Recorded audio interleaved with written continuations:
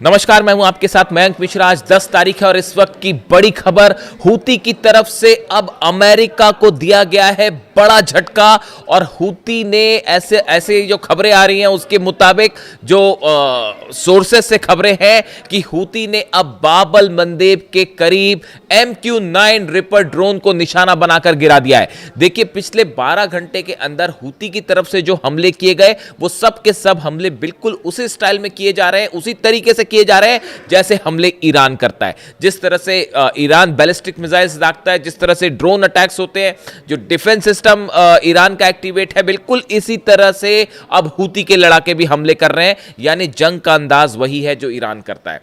दूसरी चीज, हूती ने अब वही एग्रेसिव अप्रोच ले लिया है जो ईरान ने हॉर्मूज को लेकर अपना रखा है। बिल्कुल वही रणनीति हूती ने बाब अल मंदेब के लिए अपना रखी है। देखिए, इस वक्त की जो बड़ी खबर है, US MQ-9 reaper drone reportedly crash near Chelbi airbase in Djibouti. देखिए, जिबूती एक देश है जहां पर अमेरिका का एयरबेस है, चेल्बी एयरबेस। यहां पर अमेरिका इसको मैनेज करता है, काफ़ी फाइटर जेट्स हैं यहां पे। देखिए, गौर करने वाली बात है, जिबूती के इस चेल्बी बेस पर जितने ड्रोन्स फ्लाइट्स टेक ऑफ करती हैं, ये लाल सागर, बाब अल मंदेब और इसके आसपास के इलाकों में मिलिट्री ऑपरेशंस करती हैं। इसलिए चेल्बी एयरबेस बहुत इंपॉर्टेंट हो जाता है जिबूती का। अब जो खबरें हैं कि यहाँ पर एक MQ-9 रिपर ड्रोन जो है वो गिरा दिया गया है, क्रैश कर दिया गया है। और the embassy confirmed it was tracking an aircraft in distress but did not identify the aircraft और explain the cause of the incident.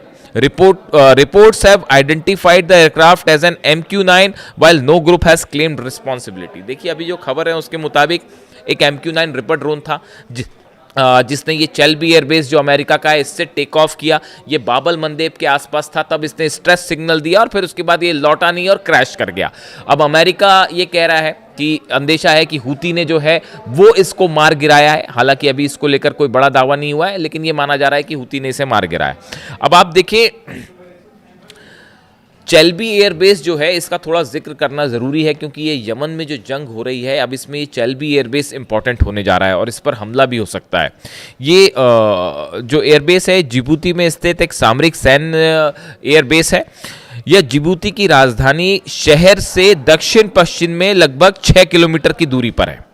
और इसकी मुख्य बातें ये है कि यहाँ पर अमेरिका जो है उसके ड्रोन्स हैं, जितने ड्रोन मूवमेंट होते हैं अमेरिका के वो सब यहाँ से होते हैं। और अब सूत्रों के हवाले से ऐसी भी खबर है कि अगर जिबूती के इस चेल्बी एयरबेस पर हमला हो जाता है तो कोई आश्चर्य की बात नहीं होगी। अगर अमेरिका ने किसी तरह का ऑपरेशन किया यमन में हूती के खिलाफ तो हो सकता है कि ये चेल्बी एयरबेस जो है इस पर हमला हो जाए। और ये जो MQ-9 रिपर ड्रोन गिराया गया है ये हूती की तरफ से एक वार्निंग है अमेरिका को कि आप लाल सागर से दूर रहिए।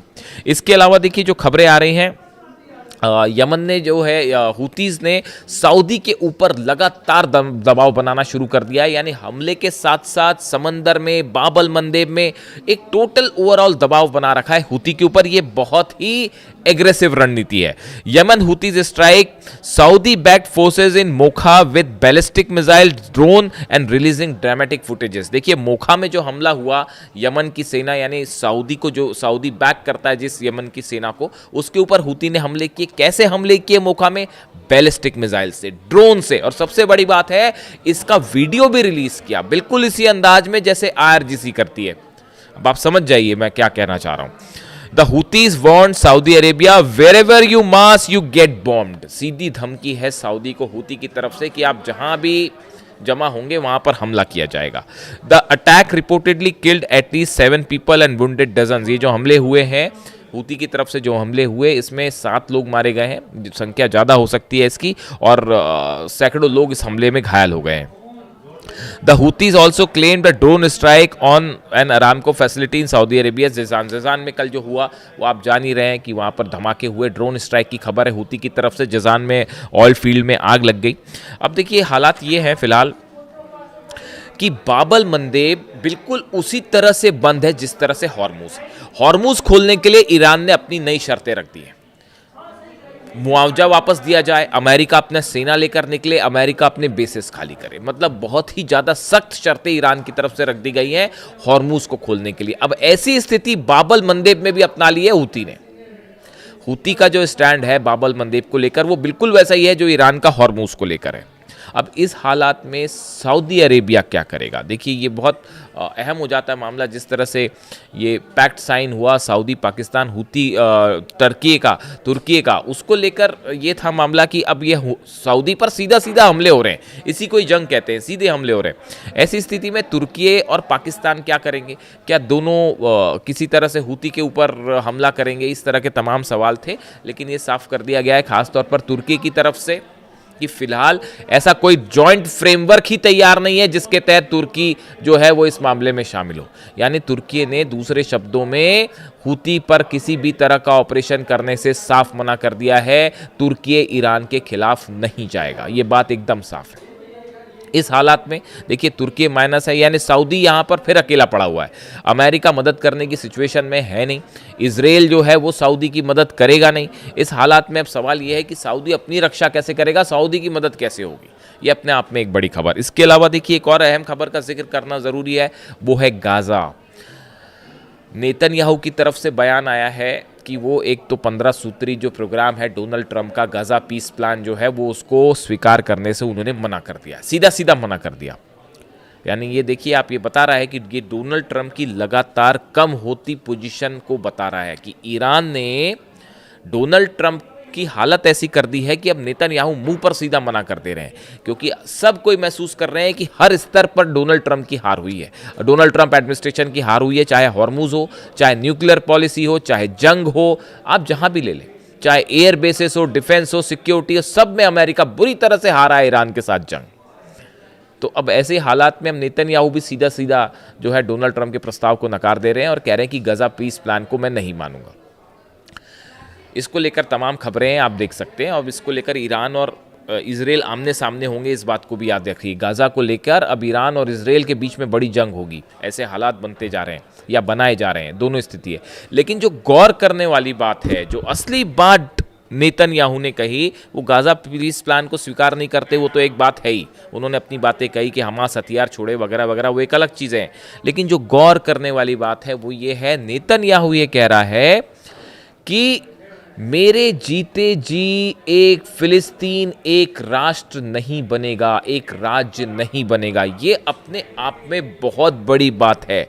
नेतन्याहू का ये डिक्लेरेशन करना कि मेरे जीते जी फिलिस्तीन राज्य नहीं बनेगा, इस सेंटेंस ने ये बता दिया है कि आगे गजा को लेकर इजराइल की रणनीति क्या होगी। इस बयान ने बता दिया है कि गजा को लेकर अब एक नई जंग की शुरुआत हो सकती है। गजा को लेकर ये जो बात है, ये देखिए बहुत अहम सेंटेंस है जो मैं फिगर आउट कर पाया कि मेरे रहते जो है, मेरे जीते जी जो है फिलिस्तीन राज्य नहीं बनेगा। यानी ये एक बड़ा चैलेंज है जो नेतन्याहू दे रहे हैं और ये आधार रख रहे हैं एक नई जंग की। और ये भी बता दे रहे हैं कि गजा से ना फोर्स वापस आएगी, और अब ये भी साफ हो चुका है ना लेबनान से वापस आएगी ना गजा से आएगी, और सीरिया में भी जो इजराइल के ऑपरेशन है वो जारी रहेंगे। अब मुख्य सीट पर, ड्राइविंग सीट पर अब नेतन्याहू है, ना कि डोनाल्ड ट्रंप। डोनाल्ड ट्रंप पीछे होगा, नेतन्याहू स्ट्राइक करेगा। और प्लान है जितने ईरान के संगठन जो मदद कर रहे हैं उन सबको कमज़ोर करने का, चाहे हमास हो, चाहे हिजबुल्ला हो, चाहे हूती हो।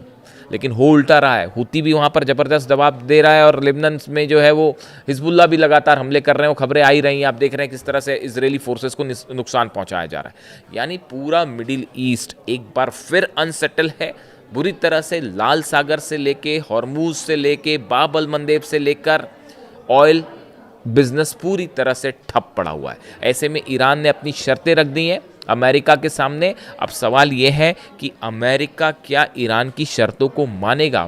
क्या मुआवजा देने की बात जो ईरान ने कर दी है, क्या डोनाल्ड ट्रंप उसको मानेंगे? अगले चंद दिनों में एक बड़ा चेंज आप देख सकते हैं पूरे मिडिल ईस्ट में, और देख सकते हैं आप कि कैसे यहां पर समीकरण बदल रहे हैं और पावर सेंटर शिफ्ट होके अब तेहरान और ईरान पहुंच चुका है। इससे जुड़ा जो भी अपडेट होगा आप तक पहुंचाऊंगा। कमेंट करके बताइए वीडियो कैसा लगा। Thank you so much.